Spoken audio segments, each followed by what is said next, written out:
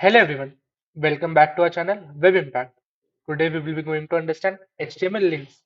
HTML links basically hyperlinks होती है जिसकी मदद से आप एक पेज से दूसरे पेज पर रिडायरेक्ट कर सकते हैं, डॉक्यूमेंट्स के बीच में जंप कर सकते हैं। अब हम समझेंगे कि HTML लिंक का सिंटैक्स क्या होता है। तो सबसे पहले आपको एक एंकर टैग की हेल्प लगेगी। एंकर टैग में आप href एट्रीब्यूट यूज करोगे जिसके अंदर आपको जो यूआरएल डालनी है वो आप इंसर्ट कर सकते हो। फिर जो आपको टेक्स्ट कंटेंट चाहिए वो यहाँ पर लिख सकते हैं। अब हम समझेंगे कि एब्सोल्यूट यूआरएल और रिलेटिव यूआरएल क्या रहता है। एब्सोल्यूट यूआरएल वो यूआरएल है जिसके अंदर आपका एचटीटीपीएस प्रोटोकॉल और जो डोमेन नेम है वो दोनों इंक्लूडेड रहते हैं, जिसकी मदद से आप एक वेबसाइट से दूसरे वेबसाइट पे रीडायरेक्ट हो सकते हैं। लेकिन जो रिलेटिव यूआरएल है उसके अंदर एचटीटीपीएस प्रोटोकॉल नहीं रहता। रिलेटिव यूआरएल में ये माना जाता है कि जो भी आपने यूआरएल प्रोवाइड करा है वो उसी साइट का पार्ट है, ना कि दूसरी साइट का पार्ट है। बेटर अंडरस्टैंडिंग के लिए हम डायरेक्टली कोड पे देखेंगे। आ गए हम हमारे विजुअल स्टूडियो कोड के अंदर। तो जैसे कि हमने सिंटेक्स में देखा था, आपको एंकर टाइप की हेल्प लगेगी। तो मैंने एंकर टैग लिखा। अब मैं चाहता हूँ कि इसके अंदर कुछ लिंक आ जाए, तो मैं href एट्रीब्यूट का यूज करूंगा। अब मैं चाहता हूँ कि ये मुझे google.com पे रिडायरेक्ट कर जाए, तो मैं google.com का यूआरएल लिखूंगा। अब आप जैसे देख रहे हैं HTTPS इसमें इंसर्टेड है, मतलब कि ये एक एब्सोल्यूट यूआरएल है जिसकी मदद से मैं दूसरे वेबसाइट पे रिडायरेक्ट कर सकता हूँ। अब मैं कुछ टेक्स्ट लिखना चाहता हूँ तो मैं लिख देता हूँ गूगल।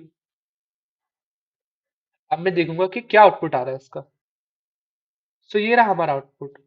जैसे कि आप देख सकते हैं कि गूगल लिखा हुआ आ रहा है, और इसके ऊपर अगर मैं क्लिक करूंगा तो ये मुझे google.com पे रिडायरेक्ट कर रहा है। मतलब कि ये एक एब्सोल्यूट यूआरएल है जिसकी मदद से मैं दूसरे वेबसाइट पे रिडायरेक्ट कर रहा हूँ। और जो रिलेटिव यूआरएल रहता है उसके अंदर मैं सिर्फ उसी पेज के किसी दूसरे पार्ट पे रिडायरेक्ट हो जाऊंगा। जैसे कि आपने देखा कि एब्सोल्यूट यूआरएल और रिलेटिव यूआरएल में क्या डिफरेंस है। अब हम जानेंगे कि टारगेट एट्रीब्यूट क्या होता है। टारगेट एट्रीब्यूट को हम ऐसे लिख सकते हैं। अब ये क्या काम करता है कि जब भी आप लिंक पे क्लिक करो, आप क्या चाहते हो कि उसी वेब पेज पे खुल जाए कि कई न्यू टैब पे खुल जाए। तो वो टारगेट एट्रीब्यूट की हेल्प से होता है। जैसे कि अगर मैं टारगेट एट्रीब्यूट में अभी ब्लैंक लिखता हूँ तो आप देखिए कि क्या आउटपुट आ रहा है। मैं सेव करता हूँ और आउटपुट पे जाके देखता हूँ। अब मैं जब इस पे क्लिक करूंगा तो एक नया टैब खुलेगा, ना कि उसी के अंदर खुल जाएगा। अब आप इसके अंदर और भी बहुत सारी फील्ड डाल सकते हैं, जैसे कि ब्लैंक हो गया, पेरेंट हो गया, सेल्फ हो गया, टॉप हो गया। तो मैं सेल्फ डाल के देखता हूँ इस बार क्या होता है। तो मैंने सेल्फ डाला। अब मैं आउटपुट जाके चेक करता हूँ। अब मैं इस पे क्लिक करता हूँ तो उसी टैब के अंदर google.com खुल गया, ना कि न्यू टैब के अंदर। आई होप आपको वीडियो अच्छी लगी हो। अगर आपको अभी भी यूआरएल्स के ऊपर कुछ डाउट है तो कमेंट सेक्शन में जरूर बताएं।